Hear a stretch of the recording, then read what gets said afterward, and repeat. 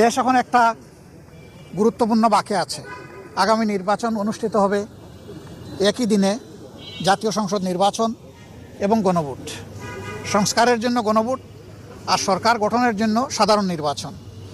12 তারিখের এই নির্বাচন নির্বিঘ্ন হোক, সুন্দর হোক এবং গ্রহণযোগ্য হোক, আমরা এটা দোয়া করি। আজকে এই বিষয় নিয়ে আমরা আলাপ আলোচনা করেছি এবং আমরা এটাও বলেছি, প্রিয় দেশের স্বার্থে অতীতে আমরা একসাথে কাজ করেছি, আগামীতেও দেশের স্বার্থে ইনশাল্লাহ আমরা একসাথে কাজ করব।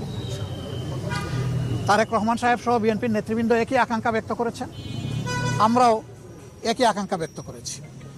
এমনকি আমরা এটাও বলেছি যে 5টা বছরের জন্য জাতির স্থিতিশীলতার স্বার্থে একটা সুন্দর পরিবেশ ফিরিয়ে আনার স্বার্থে আমরা সবাই মিলেমিশে ভালো কোনো চিন্তা করতে পারি কিনা সেটাও আমাদের চিন্তা করা দরকার।